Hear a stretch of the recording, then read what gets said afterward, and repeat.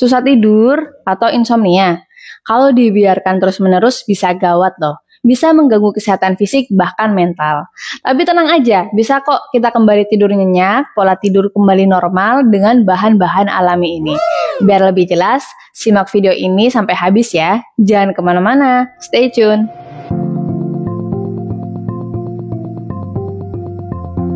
Assalamualaikum warahmatullahi wabarakatuh. Halo teman sehatku, kembali lagi dengan Naili Hamidah, teman sehat Anda. Kali ini kita ganti ya jargonnya, tapi nggak apa-apa. Visi dan misi kita masih tetap sama, ngajak kamu untuk hidup sehat. Nah, bicara tentang gangguan tidur ya, kesulitan untuk tidur di malam hari pastinya sangat merugikan ya kalau kita sampai telat tidurnya.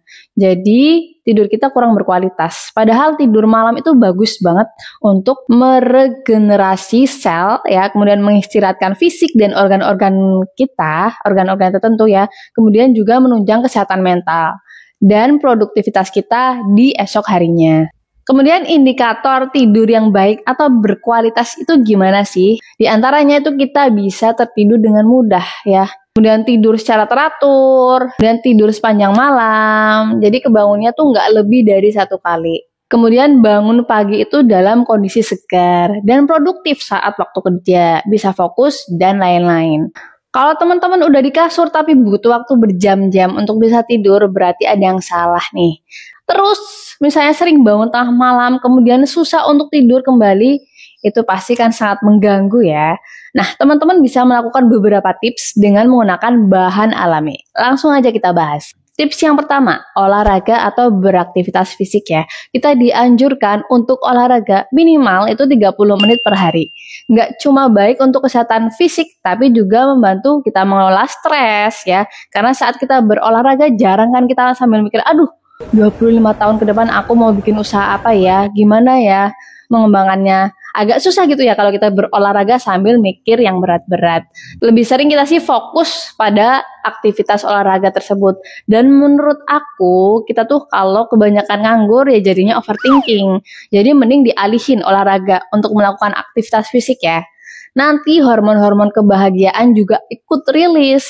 Jadi bisa memperbaiki suasana hati. Dan kalau dipikir-pikir ya, orang yang sehari-harinya kerja di ladang atau sawah dengan karyawan yang kerjanya terbatas di meja kerja, kira-kira siapa yang malamnya tidur lebih nyenyak?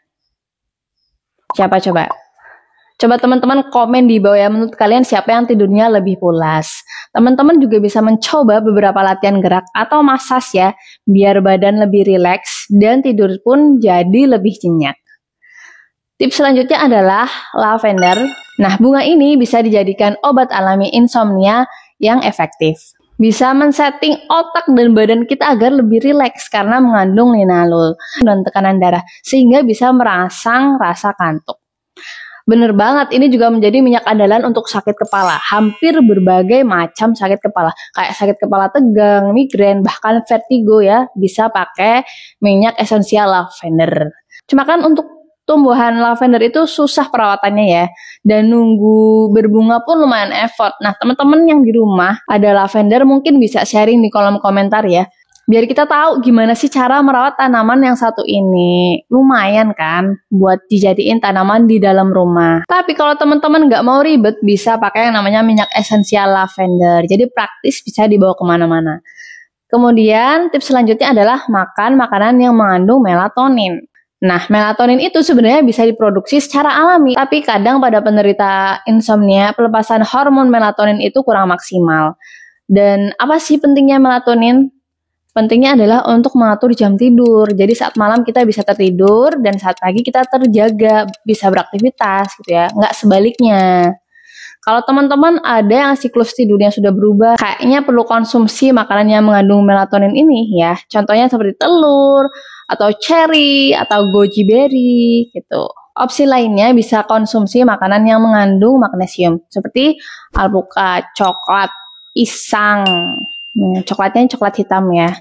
Ini sih favorit aku semua gitu. Makanya nggak heran aku habis isya mapan di kasur, beberapa menit kemudian udah nggak sadarkan diri, udah tidur. Nah, dianjurkan makan makanan yang mengandung magnesium sekitar 300 sampai 350 mg per hari. Tapi kalau nggak sempat, teman-teman bisa konsumsi dalam bentuk kapsul gitu. Terus nih, teman-teman juga bisa ngeteh cantik ya pakai teh chamomile. Ini bisa dijadikan andalan loh. Dan aku pribadi suka banget chamomile karena rasanya tuh light kalem gitu, bisa nenangin. Bisa ditambahin madu ya, biar rasanya manis. Anyway, kalau kita tambahin madu bisa merangsang hormon serotonin, dan chamomile-nya sendiri itu juga bisa merangsang keluarnya hormon melatonin. Selain itu, teh ini juga bagus ya untuk meredakan kecemasan. Jadi jauh-jauh tuh anxiety, kemudian insomnia, minum teh ini aja. Cara lain yang bisa teman-teman lakukan adalah membatasi konsumsi gula, kemudian kafein ya. Ya kalau mau ngopi ya pagi, jangan malam. Kasihan jantungnya mau mode istirahat dulu, tapi kalau kita minum kopi malah dipacu nanti. Kemudian jauhkan gadget ya, setidaknya 30 menit sebelum tidur udah nggak megang gadget lagi. Nah, selanjutnya kita bisa menciptakan suasana kamar tidur yang nyaman, seperti mematikan lampu kamar tidur. Dan fun fact adalah melatonin bisa dirilis kalau minim penerangan alias dalam kondisi gelap gitu. Bisa juga dengan cara membaca buku sekitar 1 jam sebelum tidur. Dan yang terakhir, boleh kita mandi air hangat gitu ya sebelum tidur. Nah gitu ya teman-teman, semoga tips-tips tadi bisa bermanfaat untuk teman-teman dan bisa mendukung untuk hidup yang lebih sehat. Sampai ketemu di video selanjutnya. Wassalamualaikum warahmatullahi wabarakatuh. Dadah.